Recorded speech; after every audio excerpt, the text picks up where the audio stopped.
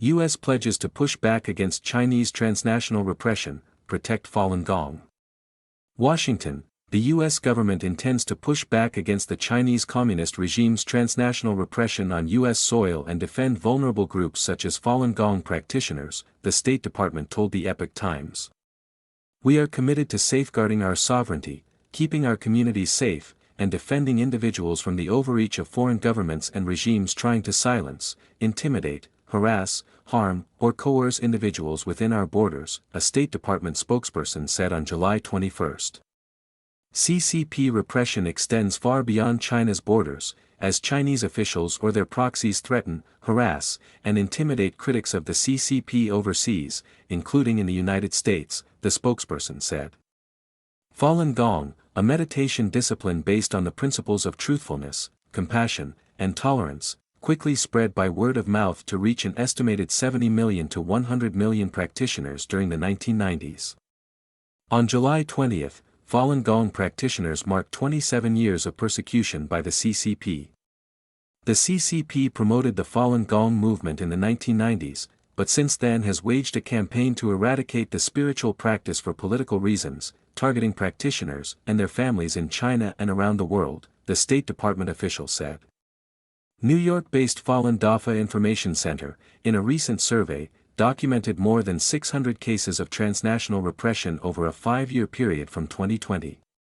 The CCP perpetrates acts of transnational repression in the United States and other countries, often targeting Chinese diaspora communities, particularly human rights defenders and activists, students, journalists, and dissidents, as well as Hong Kongers, Uyghurs and Tibetans, and followers of certain religious or spiritual groups, including Falun Gong, the State Department said. Heightening the concerns of transnational repression is a newly adopted Chinese ethnic unity law, which critics say will allow the Chinese regime to target people in the United States and beyond. Enemy of its own people. A bipartisan group of lawmakers has joined Falun Gong practitioners in marking the persecution anniversary. The CCP, fearing that Falun Gong's popularity threatened the regime's power, began a brutal campaign to eradicate the practice on July 20, 1999. Untold numbers of practitioners have suffered arbitrary detention, forced labor, torture, and even death by forced organ harvesting. The Chinese Communist Party is a direct threat to the American way of life and the enemy of its own people, Senator Rick Scott, who sits on the Senate Foreign Relations Committee, said in a video.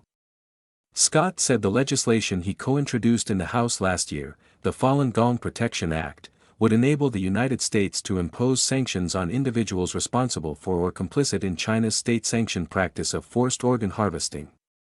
We can never stop speaking out and holding the government of Communist China accountable for their horrific crimes, he said. The bill passed the House in May 2025. The Senate version of the legislation, the Falun Gong and Victims of Forced Organ Harvesting Protection Act, advanced out of the Senate Foreign Relations Committee in June. Representative Joe Wilson, who serves on the House Committee on Foreign Affairs, applauded efforts to end the persecution. The Chinese Communist Party is terrified of freedom, and their violence against the Falun Gong will not be tolerated, Wilson said in a statement. Online crime. The Epoch Times broke the story in 2006 that the CCP was killing prisoners of conscience, primarily Falun Gong practitioners, by harvesting their organs for transplant surgeries. The allegations have since been confirmed by independent investigators, including Canadian human rights lawyer David Mattis, who documented the findings in his book, Bloody Harvest.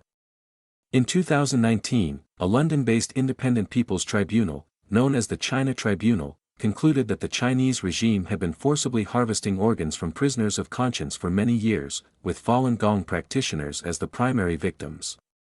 The tribunal found that medical tests conducted specifically on Falun Gong and Uyghur prisoners were highly suggestive of methods used to assess organ function. Jan Jekielek, senior editor at the Epoch Times, detailed the evidence in his best-selling book, Killed to Order, published in March. The book explores how the Chinese regime's industrial practice of forced organ harvesting became an estimated $9 billion industry. Representative Sam Graves, in a letter, called the CCP's actions against Falun Gong cruel and unjust.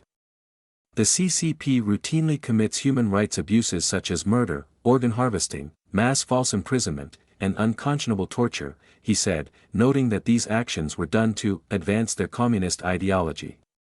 These genocidal acts are irredeemable and have no place in today's world. Religious freedom is a right that has been denied to practitioners of Falun Gong in China for far too long, Representative Emmanuel Cleaver said. To be arrested, detained, or killed because of your beliefs, peaceful practices, or relationship to spirituality is unacceptable, he said in a letter. To stand up for humanity requires standing against persecution. For months after the persecution began in 1999, Representative Chris Smith issued a resolution in 1999 condemning the abuse. On July 21 this year, Smith said, "In spite of immense pressure and intimidation from a powerful authoritarian regime, the resilient spirit of the Falun Gong has not been broken. The persecution is not a closed chapter of history, but rather an ongoing crime, and those responsible should know that they will face justice," he said in a statement. He called for the United States to press for the release of every detained practitioner and sanction the CCP officials responsible for the atrocities committed against the Falun Gong. Transnational repression. The Falun Dafa Information Center, in its June report, pointed to a 2024 Brooklyn parade where several Falun Gong practitioners were assaulted. Another incident took place in the Flushing neighborhood, home to New York City's largest Chinatown, in February. A man dressed mostly in black struck a Falun Gong practitioner in the back of the head, knocking her to the ground. Representative Gus Belirikis said he was deeply troubled by such incidents. Any attempt by a foreign government to harass, threaten, or suppress individuals lawfully exercising their constitutional rights on American soil is unacceptable, he said. Belirikis, who serves on the House Select Committee on the CCP, sponsored the Transnational Repression Policy Act in 2024. One of the provisions of the legislation calls for the U.S. President to impose property and visa sanctions on foreign actors found responsible for transnational repression. Applauding Falun Gong practitioners for their courage in the face of the CCP's campaign, Belirikis said their commitment to truthfulness, compassion, and tolerance serves as a powerful reminder that tyranny can never extinguish the human spirit. Representatives James Walkinshaw and Tom Tiffany both said the persecution's anniversary is a reminder of solidarity. The United States has long supported religious liberty. This solemn day calls to mind the international community's responsibility to promote accountability for human rights abuses and advance fundamental freedoms, Walkinshaw said.